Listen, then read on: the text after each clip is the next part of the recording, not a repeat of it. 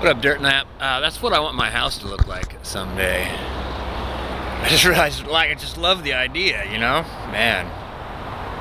Anyway, so Dirtnap, you made a comment on my video. It got hidden as spam, so I just now found it. About, like, well, what's the whole big deal about SirWalt? And I'm actually going to take this seriously because I think that it says it is everything about what makes YouTube great. And it's kind of the reason why, like, every once in a while YouTube's like, this is how many hours of content is being downloaded, like, every minute. You know, like, this massive amount of information is pouring forth. And somebody, you know, with you know, some rabbits in their backyard might get like 10,000 views. Like, why is that? And you talked about, like, SirWalt's videos seem boring or something like that, and compared to, like, what are we doing? Like, we're entertaining each other, and where does the vast majority of where do we get the vast majority of our entertainment? And by I mean the people of let's just go with North America. It's easier. Television, movies, cable. Yeah, we are entertained by people who are, like, not only paid to do it, but make money off it. And what do they give us? You know, like, violence, sex, consumption of just whatever, you know, like drugs, alcohol, dysfunction, I mean, like, the thing of, like if you go like Hamlet or something like that, or you know, like Greek fables and stuff like that. A lot of them are about some sort of dysfunctional attitude or behavior. So that building on itself, well, where you need more explosions, we need more sex, we need this person's decisions to spin further and further and further out of control. Like, they surround themselves with poor decisions, and every one poor decision opens up avenues that are less and less likely to pull out of that descending curve to the crash. You're like, how long is this person gonna, like, be able to not hit bottom? Or we're more along the lines of the SirWalt, what SirWalt teaches us is we could entertain each other very simply, and it could be enjoyable. And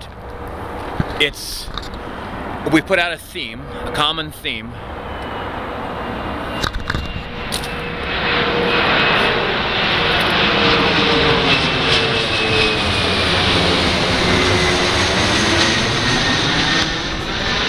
Reptilian flyover,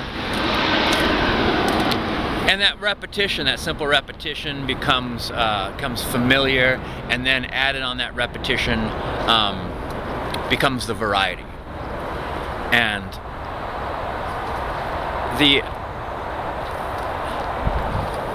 it's free, and I'm doing it on purpose to entertain you, to entertain myself, to tell a story, or do something amusing, or do something that I'd normally do, like drink a beer and talk to somebody, and then wade into the water and float around in my life vest. You know, that was fun for me, and my enjoyment probably comes across to other people, you know, and my feeling silly makes other people chuckle.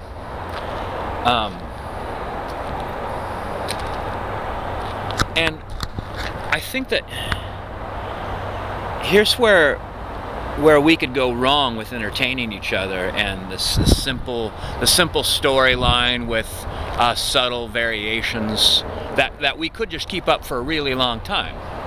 All I need to do is go to a new spot, or talk to somebody different, or share a thought I haven't talked about before, or share a thought that I've talked about before, but now I'm thinking a little bit differently about it, or someone else brought up an aspect of it that I hadn't considered.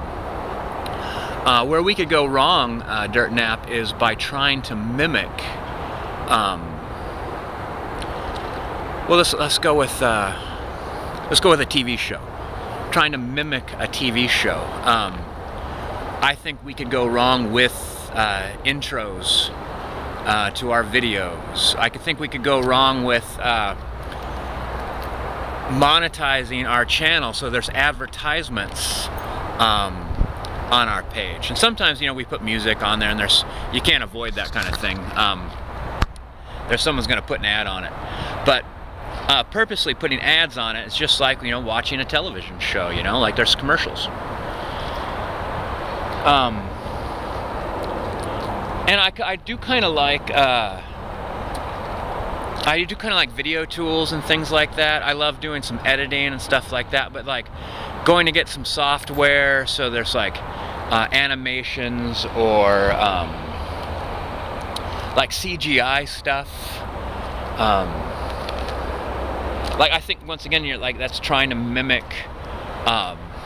popular entertainment. What else?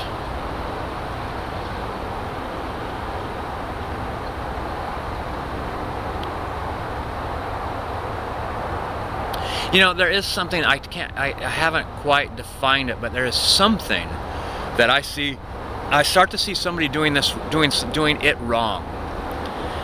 And I can't quite put my finger on it, but I could almost tell you, this person's not going to last.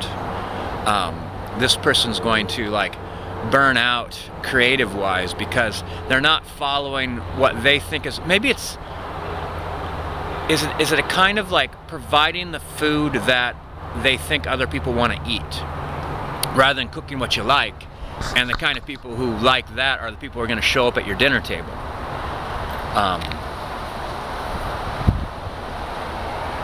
Because if I'm trying to figure out what, and actually it's not too hard to figure out, but if I try to figure out what so-and-so or these groups of people are going to enjoy, and just start providing that, unless it's exactly what I like as well, and that's probably not going to be the case if you're trying to appeal to a huge amount of people,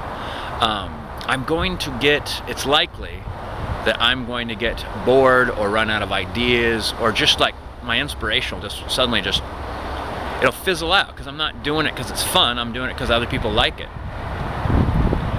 And I see it happen year after year, and everybody I've thought that is happening to, they're not making videos right now.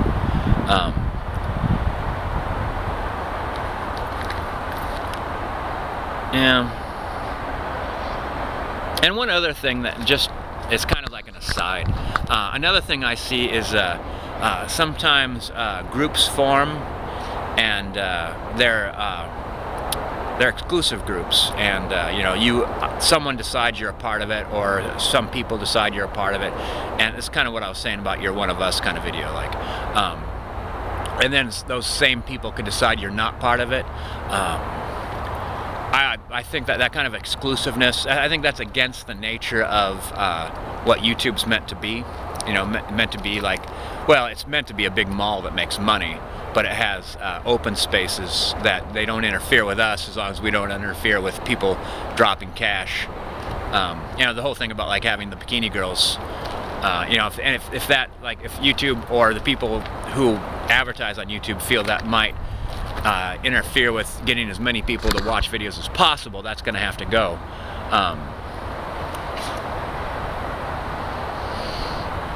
But yeah, the idea being that we're all just kind of, we're in public, and then trying to get out in a public space like YouTube, like in a mall, and then trying to say this set of tables is just for, you know, the something group, and we have to decide if you sit with us or not.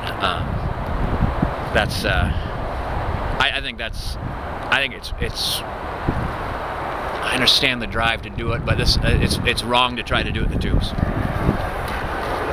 All right, Dirtnap. I hope that answered your question. I'm still thinking about like the whole idea of it all,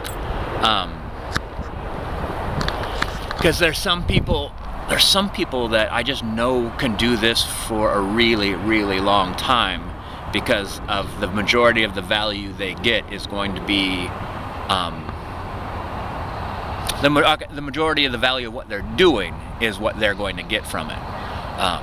Like I think Really Big D said something about like the amount of videos I put out as opposed to the quality, and as long as the quality is from my point of view, as long as it's directed at me, like, you know, what I'm doing, where I'm at, what I'm thinking, how I'm changing over time, and looking back on that gives me a greater perspective of who I am now or in the future or where I'm heading, then there'll be no end to it, you know? I'll be wanting to do it year after year after year. And if I gave up on that and tried to do something else, then that value, I imagine, and my my momentum would dwindle eventually. You'd run out of gas.